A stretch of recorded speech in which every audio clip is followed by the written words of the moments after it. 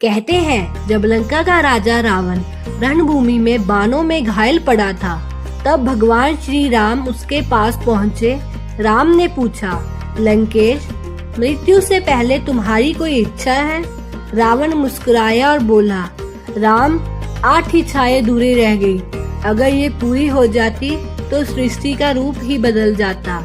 रावण की 8 अधूरी इच्छाएं को ध्यान से सुने। पहली इच्छा, स्वर्ग तक जाने वाली सीढ़ी। रावण चाहता था कि पृथ्वी और स्वर्ग के बीच एक दृश्य सीढ़ी बने, जिससे हर आत्मा अपने कर्मों के अनुसार स्वयं ऊपर जा सके। वह कहता था, जीवन और मृत्यु के बीच कोई द्वार न रहे, केवल सत्य का मार्ग हो। दूसरी इच्छा, मृत्यु के लिए नए नियम। वह चाहता था मृत्यु अब किसी का बैर न रहे। ये व्यक्ति तब तक जीवित रहे जब तक उसका अधूरा कर्म पूरा ना हो जाए। तीसरी इच्छा, समुद्र का पानी मीठा करना।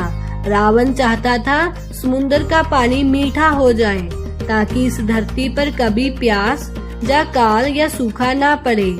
एक कल्पना जो करुणा और विज्ञान दोनों से ही जोड़ती थी।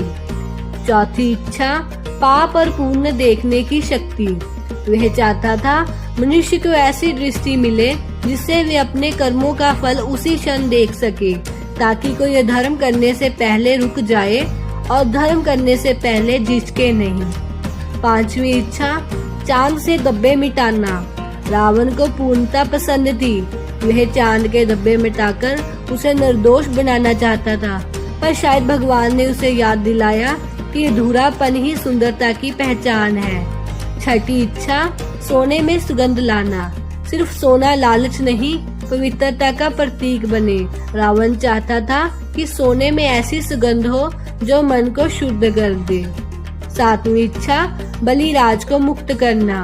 वह चाहता था कि धर्मराज बलि को पुण्य पृथ्वी पर शासन का अधिकार मिले, क्योंकि बलि का राज्य सबसे न्यायपूर्ण कहा गया है।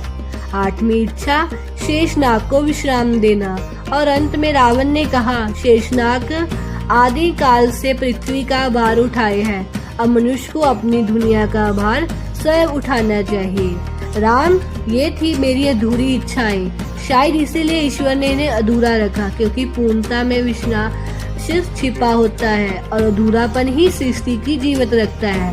सोचिए, अगर ये रावण पूरे कर लेते तो क्या दुनिया की ऐसी स्थिति होगी जैसे हम देख रहे हैं? शायद नहीं। कमेंट में लिखे जय श्री राम और इस वीडियो के लिए हमें सब्सक्राइब कीजिए और जय श्री राम लिखना मत भूलें।